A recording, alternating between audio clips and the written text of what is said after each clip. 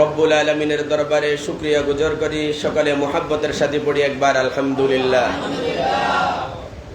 দেশের বিভিন্ন জায়গায় প্রাকৃতিক দুর্যোগ আরম্ভ হয়েছে। খাস করে অলি আউলিয়ার শহর চট্টগ্রামের মানুষ সবচেয়ে বেশি বিপদে আছে, ঠিক কিনা বলেন? এই প্রাকৃতিক দুর্যোগ কখনো দেখা যায় ফেনী জেলা ডুবে গেছে, কখনো সিলেট বিভাগের মধ্যে সবচেয়ে বেশি প্রাকৃতিক দুর্যোগ, বন্যায় ঘর বাড়ি সব নিয়ে যাচ্ছে, জান মাল, বিভিন্ন পশু পাখি, ফল ফলাদি বিভিন্ন কিছুর ক্ষয়ক্ষতি হচ্ছে, ঠিক কিনা বলেন? এই মুহূর্তে যে আল্লাহ পাক রব্বুল আলামিন আমাদেরকে যে হেফাজত করেছেন, গতকালকেও আমাদের এই পরশুরাম উপজেলার বাজারের মধ্যে মাইকিং করা হয়েছে সবাই সাবধানে থাকার জন্য।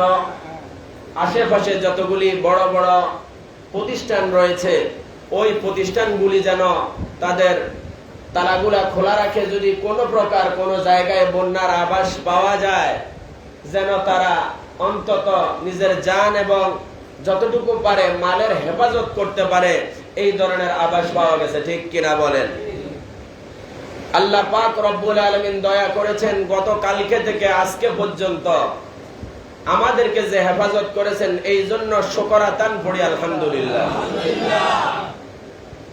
2024 সালে আমাদের যে বন্যা পরিস্থিতি হয়েছিল, এখনো অনেক মানুষ আছে সেই বন্যা পরিস্থিতির যে আতঙ্কিত হয়ে ঘর বাড়ি নষ্ট হয়েছিল, এখনো সেটা পুষিয়ে আসতে পারে।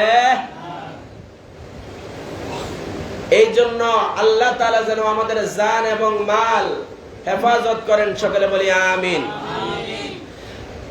আজকে আমরা আলোচনা করব প্রাকৃতিক দুর্যোগে মুমিনের করণীয় এবং যারা এই দুর্যোগের মধ্যে পড়ে গেছে তাদের উপরে আমাদের ঈমানি দৃষ্টিভঙ্গি কি আছে, জানার দরকার আছে কিনা? আল্লাহ তাআলা বলছেন, কেন তোমাদের উপরে প্রাকৃতিক দুর্যোগ আসে? কখনো দেখবা অতিবৃষ্টি, আল্লাহ তাআলা ফরমান এই বৃষ্টিটা আমি রব্বুল আলামিন তোমাদেরকে যে রহমত দিয়ে থাকি, মাঝে মাঝে আমি রব্বুল আলামিন অতিবৃষ্টির কারণে তোমাদের পাপগুলোকে ধুয়ে মুছে পরিষ্কার করে দিই। উচ্চ আওয়াজে বলেন সুবহানাল্লাহ। কিন্তু বৃষ্টি হলো মূলত রহমত। বৃষ্টি কি? দুইটা কন্যা, তিনটা কন্যা, চারটা কন্যা, পাঁচটা কন্যা, 10টা কন্যা, এর উপরে যখন যায় দুই একটা হলে প্রথমে মোটামুটি মনে করে যে না, ঘরের ভিতরে রহমত। যখন কন্যা হতে আছে অনেক সময় আমরা এটাকে আর রহমত মনে করি না, কিন্তু কন্যা সন্তান হওয়া নেয়ামত বলেছেন কে? ঘরে মেহমান আসা হলো আপনার জন্য নেয়ামত, কারণ মেহমান যখন আসে আল্লাহ তাআলা বলেন মেহমানের সাথে সাথে আমি আল্লাহ তোমার ঘরেরও রিজিকের পরিবর্তন করে দিই।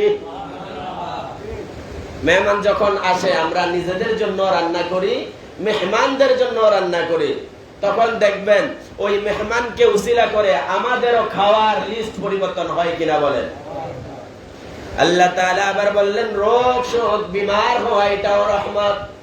সাহাবায়ে কেরামদের একটা গুণ ছিল, তারা আল্লাহর দরবারে দোয়া করতেন, আল্লাহ রোগে শোকে যখন পতিত হয় মানুষ স্বাভাবিক অবস্থায় থেকে রোগাক্রান্ত অবস্থায় আমার আল্লাহকে বেশি স্মরণ করে, ঠিক কিনা বলেন? আল্লাহ কি বলছেন দেখেন, সূরার নাম হলো রুম, আয়াত নাম্বার হলো 41। আল্লাহ জানিয়ে দিলেন যাহারাল ফাসাদু ফিল বাররি ওয়াল বাহরি বিমা কাসাবাত আইদিন নাস লিয়ুযীকাহুম বা'দাল্লাযী আমিলু লা'আল্লাহুম ইয়ারজিউন। আওয়াজে পড়েন সুবহানাল্লাহ। আল্লাহ বলেন বান্দারে, প্রাকৃতিক দুর্যোগ মূলত মানুষের হাতের কামাই এবং মহান আল্লাহ তাআলার পক্ষ থেকে ওই সময়টার মধ্যে তুমি বান্দাকে আমার আল্লাহ পরীক্ষা করে তাকে উচ্চ আওয়াজে বলেন আল্লাহু আকবার। যত গাছ আছে সব কেটে আমরা এখন দোলা করে ফেলছি। এবার যখন গরম বেশি লাগে তখন এবার আমরা আল্লাহকে ধরা আরম্ভ করি, আল্লাহ কি গরম। কিন্তু আল্লাহ বলে এই গরমকে ঠান্ডা করার জন্য আমি আল্লাহ তোমরা নাক দিয়া যেটা ছাড়ো, ওই কার্বন ডাইঅক্সাইড যেটা তুমি গ্রহণ করো, আমি রব্বুল আলামিন প্রকৃতির মধ্যে এটা দিয়ে দিয়েছি। তোমরা এটাকে কেটে যখন একেবারে পরিষ্কার করে ফেলবে, একেবারে যখন ধোলা করে ফেলবে, তুমি শ্বাস নিঃশ্বাস গ্রহণ করার জন্য যেটা তুমি গাছ থেকে গ্রহণ করবা, ওইটা তো উজাড় হয়ে গেল, আল্লাহ তাআলার দেওয়া নিয়মের পরিবর্তন হয়ে গেল। ঠিক কিনা বলে? আল্লাহ আগে যা গরম দিত এখনো তো তা দেয়। ঠিক কিনা বলে? আল্লাহ আগে 12 ঘন্টা দিন হতো, এখন কি দিন 13 ঘন্টা আছে? রাত আগেও যে এরকম 12 ঘন্টা হতো, এখনো তো 12 ঘন্টা আছে। এখনো আল্লাহ পাক রব্বুল আলামিন পুরুষের মুখে দাঁড়িয়ে দেয়, এখনো আল্লাহ পাক রব্বুল আলামিন পুরুষকে মহিলা দ্বারা সন্তান জন্ম দিয়ে দুনিয়াতে আনার মতো ক্ষমতা তৈরি করে দেয়। আল্লাহ বলে আমি রব্বুল আলামিন যখন যে যুগে যা প্রয়োজন ছিল, আমি রব্বুল আলামিন আমার বান্দাকে কিয়ামত পর্যন্ত যা প্রয়োজন সব কিছু আমি আল্লাহ জানি এবং তৈরি করে রেখেছি। তিনি কে? শুধুমাত্র আমরা আমাদের কর্মের পরিবর্তনের কারণে আমাদের উপরে আযাব, গজব, মুসিবত এগুলা নেমে আসে। ঘোষণাকার এই সূরার মধ্যে 41 নম্বর আয়াতে আল্লাহ বলছেন, দেখেন প্রাকৃতিক দুর্যোগটা হলো জলে স্থলে মানুষের কৃত কর্মের দরুন যে বিপর্যয় ছড়িয়ে পড়েছে। তোমরা যে জলে দেখো, স্থলে দেখো, উপরে দেখো, নিচে দেখো, এই আযাব গজব বেশিরভাগই হলো তোমাদের দুই হাতের কামাই ছাড়া অন্য কোনো কিছু নয়। উচ্চ আওয়াজে বলেন আল্লাহু আকবার। কিন্তু এরপরেও তো আমরা এখনো সঠিকভাবে ভালো মানুষ হতে পারি নাই। মদ খাওয়ার জন্য অত্র এই জেলার মধ্যেও আপন মামিকে রাতের বেলায় ঢুকে হত্যা করা হয়েছে, সেটা বেশি দূরের কথা নয়, অল্প কয়েকদিন আগের কথা। বিভিন্ন জায়গায় শরাব পানকারী পাওয়া যায়, এবং কি যে অ্যাম্বুলেন্সে করে রোগী নেওয়ার কথা, মানুষ অসুস্থ হবে ডাক্তারের কাছে নিয়ে যাবে, হসপিটালে নিয়ে যাবে, সে অ্যাম্বুলেন্সের ভিতরে যদি নেশা জাতীয় দ্রব্য পাওয়া যায়, আমরা মানুষ হলাম কখন? আমরা তো এখনো মনুষ্যত্বের ভিতরে আসতে পারি নাই। এই জন্য আল্লাহ বলে তোমাকে যখন পুলিশ ধরে নিয়ে যায়, আর্মি ধরে নিয়ে যায়, র্যাব যখন ধরে নিয়ে যায়, বড় বড় বিমার আমার যখন হয়ে যায়, তখন তুমি আমি আল্লাহকে দোষারোপ করিও না। এটা একমাত্র তোমার হাতের কামাই ছাড়া অন্য কিছু নয়। ঠিক কিনা বলে? আল্লাহ পাক রব্বুল আলামিন জানিয়ে দিলেন, হাবিব আমার, বন্ধু আমার, সহিহ মুসলিমের হাদিস নাম্বার হলো 899। আল্লাহর নবী ফরমান, ঝড় বৃষ্টি তুফান যখন হতো, রাসূলুল্লাহ সাল্লাল্লাহু আলাইহি ওয়াসাল্লাম আতঙ্কিত হয়ে পড়তেন এবং আল্লাহ তাআলার দরবারে হাত তুলে তিনি দোয়া করতেন। মুহাব্বতে পড়েন সুবহানাল্লাহ। কার দরবারে? আল্লাহর দরবারে। ঝড় বৃষ্টি তুফান আসলে, এখন আমরা ঝড় বৃষ্টি তুফান যখন বেশি হয় আমাদের কাছে ডর ভয় লাগে কিনা বলেন? আজকে যত আলোচনা সব হলো প্রাকৃতিক দুর্যোগের বিষয়। খুব মনোযোগ সহকারে শুনবেন। আল্লাহর নবী কি দোয়া করতেন দেখেন। কেউ উদ্বিগ্ন হওয়া যাবে না, মন খারাপ করা যাবে না, মনে কষ্ট রাখা যাবে না। আল্লাহর উপর বিশ্বাস রেখে আল্লাহর নবীর শিখানো দোয়া পড়তে হবে। আল্লাহর নবী বলেন, ওয়াইদা তাখায়্যালাতিস সামাউ তাগায়্যারা লাউনুহু ওয়া খরাজা ওয়া দাখালা ওয়া আকবালা ওয়া আদবারা। উচ্চ আওয়াজে মুহাব্বতের সাথে পড়েন সুবহানাল্লাহ। এটা রাসূলের দোয়া।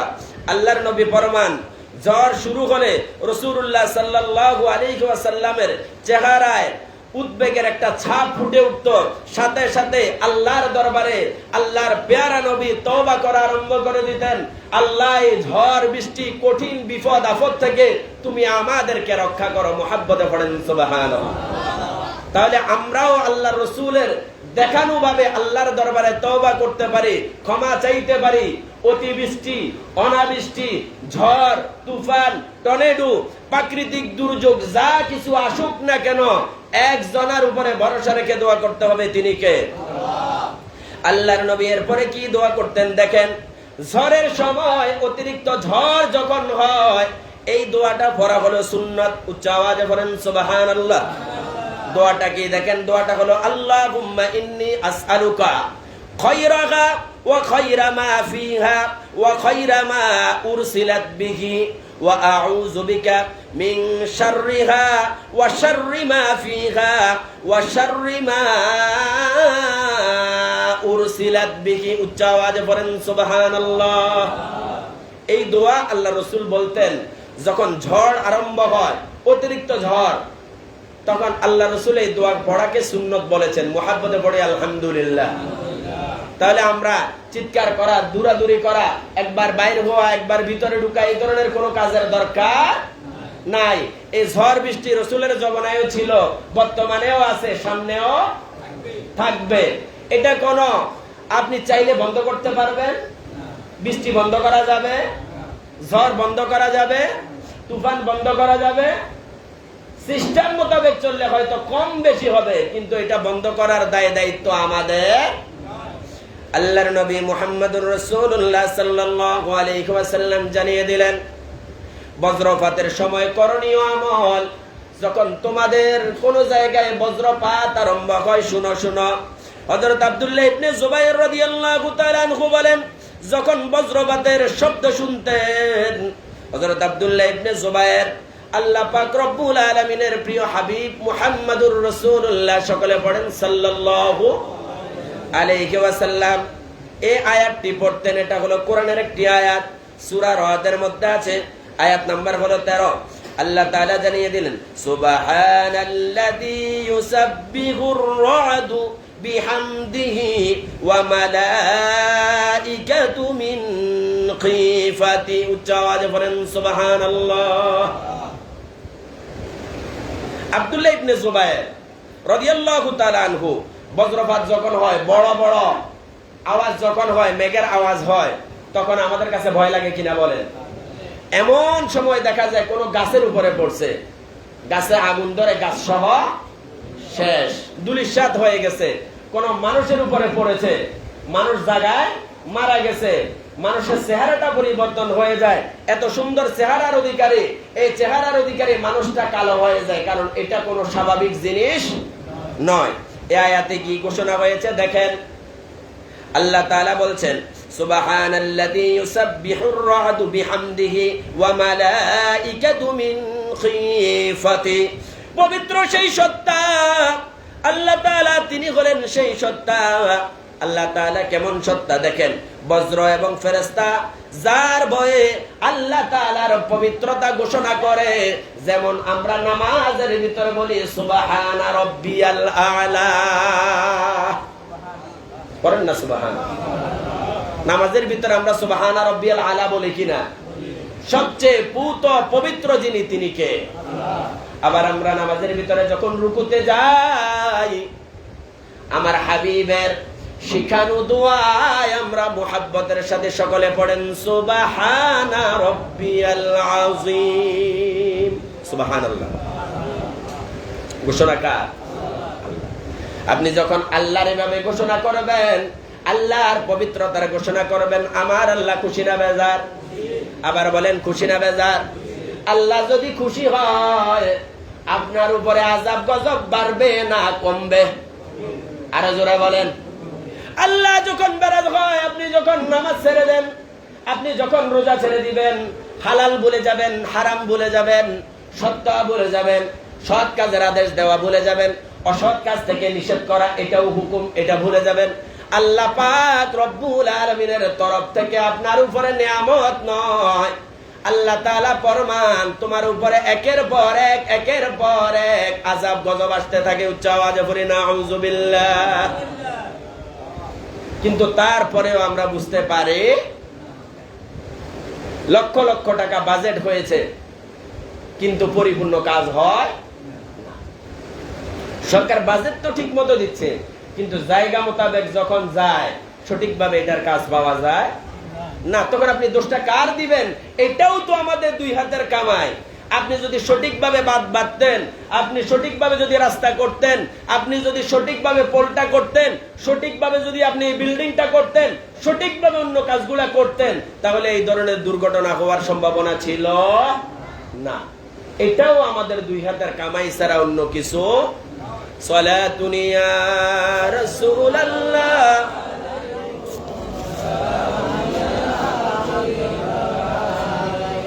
তিরমিজি শরীফের 3450 নম্বর হাদিস, বজ্রপাতের আওয়াজ যখন শুনবেন তখন আপনাদের উপরে আমাদের উপরে কিছু করণীয় রয়ে গেছে। শুনতে চান কিনা কি করণীয়? বজ্রপাত হয় কিনা বলেন? বজ্রপাত কম না শুধু বর্তমানে, আরো অনেক বেশি। কারণ তাল গাছ আছে নাকি নাই? মূলে আমরা কেটে ফেলেছি, বড় বড় গাছ নাই, বাড়ির আশেপাশে কোনো গাছ নাই।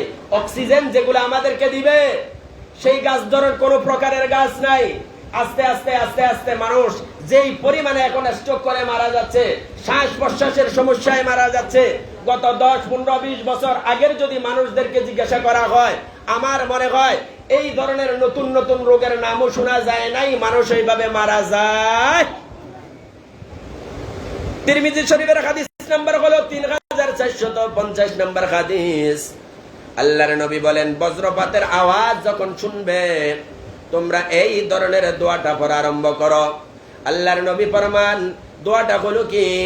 আন সালিম ইবনে আব্দুল্লাহ রাদিয়াল্লাহু তাআলা আন ওমর ইবনে আইয়ুব আন্না রাসূলুল্লাহ সাল্লাল্লাহু আলাইহি ওয়াসাল্লাম কানা ইযা সামিআ সাওতার রা'দি ওয়া সাওয়াকি'i ক্বালা আল্লাহুম্মা লা তাকুলনা বিগাদাবিকা ওয়া লা তুহলিকনা বিআযাবিকা ওয়াআফিনা ক্বাবলা যালিকা। উচ্চ আওয়াজে পড়েন সুবহানাল্লাহ।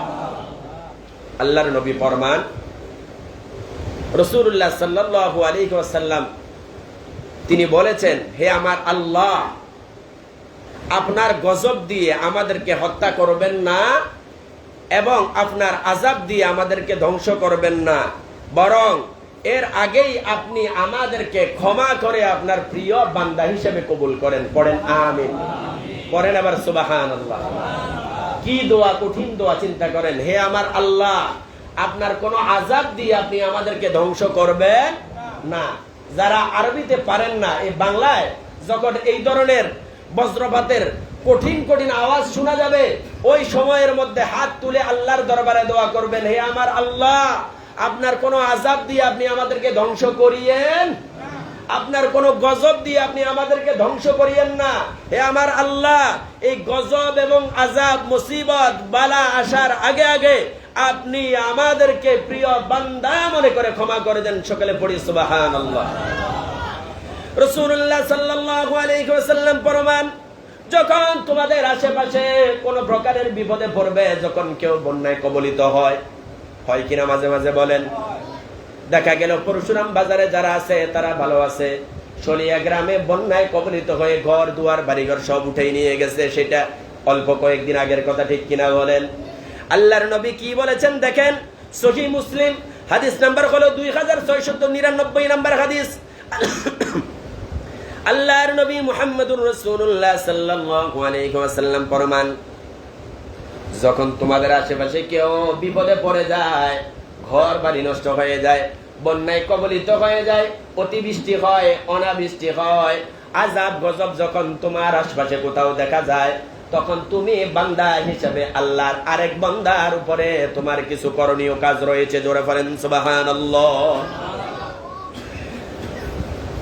আন আবি হুরায়রা রাদিয়াল্লাহু তাআলা আনহু, হযরত আবি হুরায়রা রাদিয়াল্লাহু তাআলা আনহু থেকে বর্ণনা, قال رسول الله صلى الله عليه وسلم, রাসূলুল্লাহ সাল্লাল্লাহু আলাইহি ওয়াসাল্লাম বর্ণনা করেন, মান নাফসা আম মুমিনিন কুরবাতাম মিন কুরাবিদ দুনিয়া নাফসাল্লাহু আনহু কুরবাতুম মিন কুরাবি ইয়াউমিল কিয়ামা। উচ্চ আওয়াজে মুহাব্বতের সাথে সবাই পড়েন সুবহানাল্লাহ।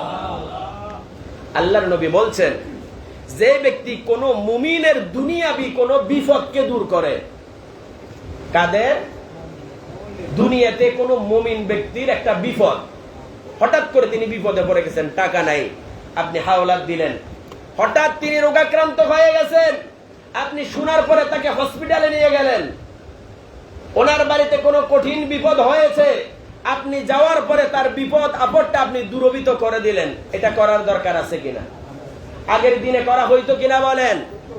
এখন থেকে কম না বেশি? 1000 গুণ বেশি। বিপদে পড়লে শোনা মাত্রই আমরা ঘর থেকে বের হয়ে যেত। বাবারা, দাদারা যারা আছে, এখন এমন একটা সময় আমাদের এসে গেছে, একজনের বিপদ আপদ শুনলে আরেকজনকে আগের মতো পাওয়া যায়। মানুষ যেন কঠিন হয়ে গেছে। আমাদের সামনে মানুষ মারা যায়, কিন্তু আমরা তাদের জন্য কোন প্রকার মুহাব্বত ভালোবাসা জাগে না, ঠিক কিনা বলেন? আল্লাহর নবী ফরমান, যে ব্যক্তি কোন মুমিনের দুনিয়াবি বিপদকে দূরীভূত করে দিবে, আল্লাহ তাআলা ওই কাল কিয়ামতের ময়দানে ওই ব্যক্তি যদি কঠিন বিপদে পতিত হয়, আমার আল্লাহ বলবে, দুনিয়াতে তুমি আমার বান্দার বিপদকে দূরীভূত করেছিলে, আমার বান্দাকে সাহায্য করেছিলে, আমার বান্দার দোষকে তুমি গোপনে রেখেছিলে, আমার বান্দার ঘর ভেঙে গিয়েছিল, তুমি সাহায্য করেছিলে, বন্যায় কবলিত হয়ে গিয়েছিল, খাবার তুমি তাকে দিয়েছিল, পোশাকের অভাব হয়েছিল, পোশাক তুমি তাকে দিয়েছ। এভাবে দুনিয়াবি যত বিপদ আপদ থেকে তুমি কাউকে সাহায্য করবা, আল্লাহ বলে কিয়ামতের কঠিন দিনে বান্দাকে সাহায্য করার কারণে আমি আল্লাহ তোমাকে সেই দিন সাহায্য করব। আর একটু মুহাব্বতে বলেন না সুবহানাল্লাহ। আপনারা খুশি না বেজার? তাহলে দুনিয়াবি মানুষের বিপদ দূরীভূত করার দরকার আছে কিনা? সাহায্য করার দরকার আছে কিনা? গতকালকে আমাদের মসজিদের সামনে অ্যাক্সিডেন্ট হয়েছে। অনেক লোক ওই ব্যক্তিগুলাকে গাড়ি থেকে কোনায় নিচে দিয়ে পড়ে গেছে। আমরা যারা তুলেছিলাম, যারা এখানে ছিল, সওয়াবের কাজ করেছে না গুনার কাজ করেছে? ওই ব্যক্তিটাকে তুলে মহিলা সহ ছোট্ট বাচ্চা সহ হসপিটালে আমরা পাঠিয়েছিলাম। সে যদি সুস্থ হয়, মুখ থেকে যদিও দোয়া না করে, অন্তরের দোয়া আছে কিনা? আবার বলেন, দোয়া আছে কিনা? আজকে আমাদের মনুষ্যত্ব হারিয়ে গেছে। আমার বাড়ির পাশে আগুনে পুড়ে ছাই হয়ে যাচ্ছে, আমাদের কোনো খবর? রাসূলুল্লাহ সাল্লাল্লাহু আলাইহি ওয়াসাল্লাম বলেন, তোমাদের যখন কোন জায়গায় জান মাল সম্পদের ক্ষতি হয়, তোমরা একটা দোয়া পড়ো। কোনটা দোয়া পড়ার জন্য বলছেন? একটা দোয়া পড়ার জন্য বলছেন। দোয়াটা কি দেখেন, আল্লাহর নবী ফরমান, তোমাদের যখন জান মাল কোনো কিছুর ক্ষতি হবে, তোমরা মুহাব্বতে পড়ো, ইন্না লিল্লাহি ওয়া ইন্না ইলাইহি রাজিউন। উচ্চাওয়াজে পড়েন সুবহানাল্লাহ। তাহলে সবচেয়ে বড় দোয়া হলো ইন্না লিল্লাহি ওয়া ইন্না। আপনার যখন কোনো জিনিস হারিয়ে যাবে, আমরা অনেকে মনে করি ইন্না লিল্লাহ, মনে করি শুধু মানুষ মারা গেলে পরে, না, বিষয়টা এরকম। কোন জিনিস হারিয়ে গেছে, তখন আপনি পড়তে পারেন ইন্না লিল্লাহি ওয়া ইন্না। এরপরে দেখেন, কঠিন কয়েকটা কারণে মানুষ যখন মারা যায়, আপনারা দেখেছেন বন্যায় কত হাজার হাজার মানুষ বিভিন্ন জায়গায় মারা গেছে, ঠিক কিনা বলেন? আল্লাহ পাক রব্বুল আলামিন জানিয়ে দিলেন, শহীদের 5 প্রকারের মধ্যে আল্লাহর নবী মুহাম্মদুর রাসূলুল্লাহ তাদেরকে কয়েক প্রকারের মধ্যে ভাগ করেছেন। দেখেন, আল্লাহর নবী জানিয়ে দিলেন, আন আবি হুরায়রা রাদিয়াল্লাহু তাআলা আনহু, হযরত আবু হুরায়রা থেকে বর্ণিত, আন্না রাসূলুল্লাহ সাল্লাল্লাহু আলাইহি ওয়াসাল্লাম, রাসূলুল্লাহ সাল্লাল্লাহু আলাইহি ওয়াসাল্লাম ফরমান, আশ-শুহাদাউ খামসাতুন, 5 প্রকারের শহীদ রয়েছে। উচ্চ আওয়াজে বলেন সুবহানাল্লাহ। কয় প্রকারের শহীদ? 5 প্রকারের শহীদ।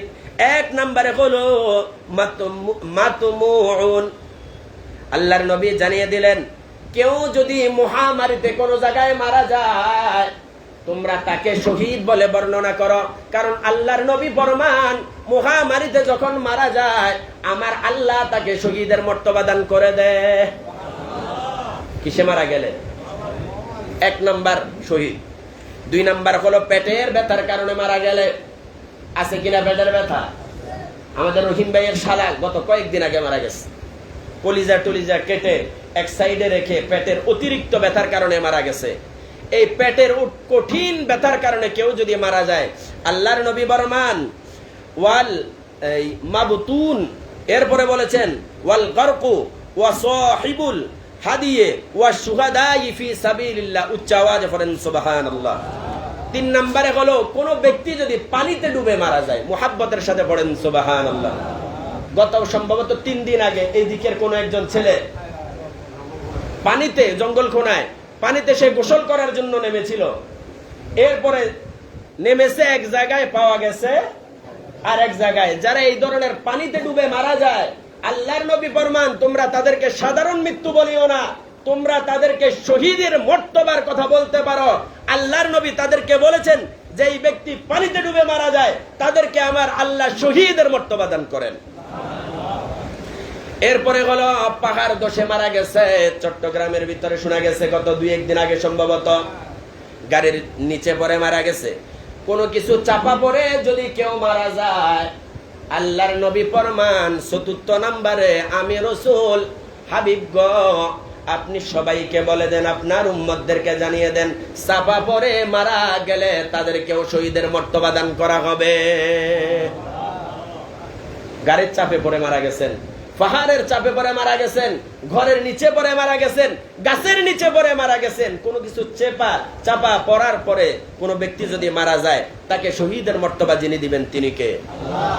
5 নম্বরে সবচেয়ে উত্তম শহীদি মর্তবা হলো ওয়াশাহিদু ফি সাবিলিল্লাহ, যে ব্যক্তি আল্লাহর রাস্তায় দিনকে রক্ষা করার জন্য, আমার নবী মুহাব্বতের নবী, নবীর শান ও মান ইজ্জত রক্ষা করার জন্য, কোরআনের ইজ্জত এবং সম্মান রক্ষা করার জন্য আল্লাহর রাস্তায় যিনি জীবন দেয় সর্বোত্তম শহীদের মর্তবা তাকে দান করা হবে।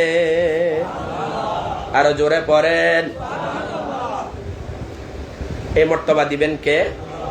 আরো জোরে বলেন, কে দিবেন?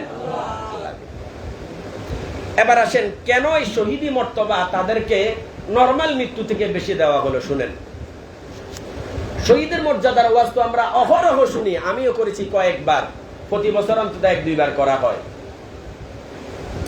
ঘুমের ভিতরে যিনি মারা গেল আর যেই ব্যক্তি ইসলামকে রক্ষা করার জন্য জিহাদের ময়দানে মারা গেল, 2 জনের মৃত্যুর কষ্ট কি এক?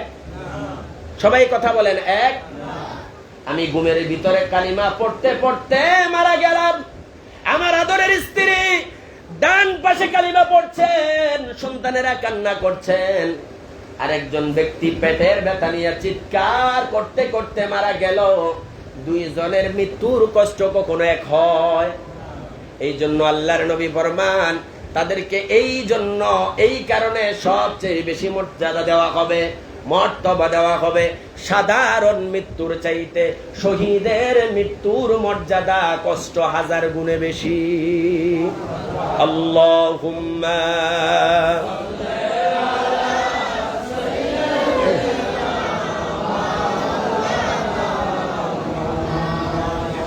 ওয়ালা আলা সাইয়্যিদিনা।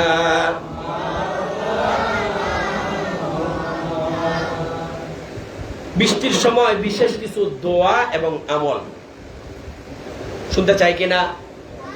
বৃষ্টি আসেনি আমাদের এলাকায়,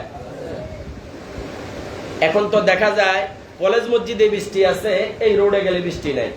কথা সত্য না মিথ্যা বলেন? কিয়ামতের আলামত।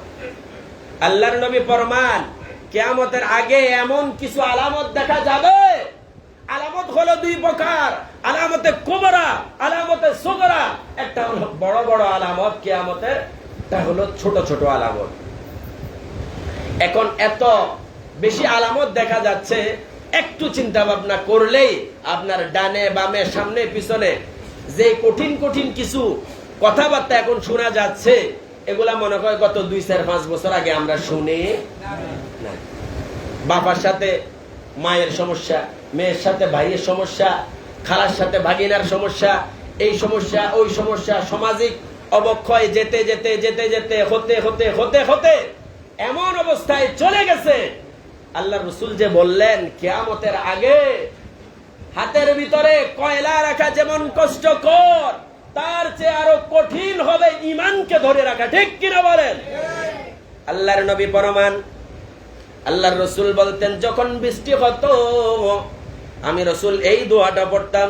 সহিহুল বুখারীর 1032 নম্বর হাদিস, আল্লাহুম্মা সাইয়্যিবান নাফিআ। আমার সাথে সাথে বলেন আল্লাহুম্মা আল্লাহুম্মা সাইয়্যিবান নাফিআ।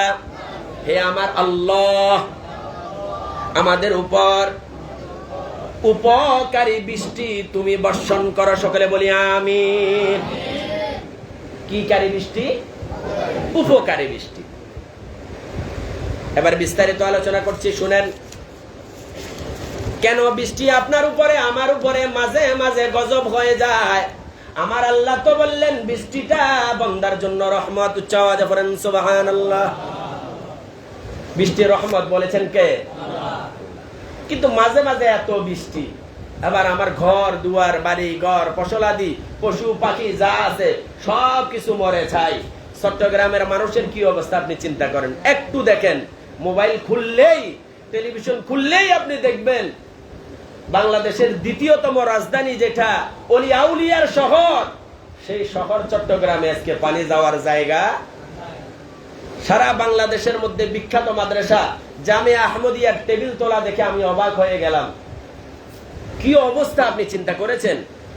আল্লাহর নবী মুহাম্মদুর রাসূলুল্লাহ সাল্লাল্লাহু আলাইহি ওয়াসাল্লাম ফরমান, বৃষ্টির পানি যখন বৃষ্টি হয় আমি রাসূল মাঝে মাঝে এই বৃষ্টির পানি আমি গায়ে লাগাতাম। এখন আমরা বৃষ্টির পানি গায়ে লাগাই কিনা? মুরব্বীরা বলে না না দরকার নাই, প্রথম বৃষ্টি হচ্ছে। আমাদের মুরব্বীরাই বলে কয় প্রথম বৃষ্টি হচ্ছে, হায়রে যাইও না, এখন কিছুক্ষণ পরে জ্বর চলে আসবে। কিন্তু আমার নবী ফরমান যখন ঝিরি ঝিরি বৃষ্টি হয়, অতিরিক্ত নয়, এত জোরে জোরে বৃষ্টিও নয়, ছোট্ট ছোট্ট ফোঁটা পড়ছে, অল্প অল্প বৃষ্টি হচ্ছে, আমার নবী ফরমান আমি রাসূল সাল্লাল্লাহু আলাইহি ওয়াসাল্লাম মাঝে মাঝে এই ধরনের বৃষ্টির ভিতরে গিয়ে আমার দেহ মোবারকের ভিতরে বৃষ্টির পানিকে আমি লাগাতাম, কারণ এই বৃষ্টির পানিকে আমার আল্লাহ রহমত হিসেবে দিয়েছেন। ঠিক কিনা বলেন? দুই একটা উদাহরণ কিভাবে বৃষ্টির পানি রহমত দেখবেন। যখন প্রচন্ড গরম, আমাদের বাড়ির আশেপাশে খোস পাঁচরা বিসি বেড়ে যায় কিনা বলেন? যখন একটু একটু বৃষ্টি হয় তখন এই বৃষ্টির পানি ধুয়ে মুছে আমাদের খোস পাঁচরা বিসি পাঁচরা যা আছে সব আল্লাহ তাআলা এই রহমতের বৃষ্টির কারণে আমাদের থেকে দূরীভূত করেন। ঠিক কিনা বলেন? আল্লাহ তাআলা আমাদেরকে জানার বুঝার আমল করা সে তৌফিক এনায়েত করুক। সকলে বলেন আমিন। আসুন নবী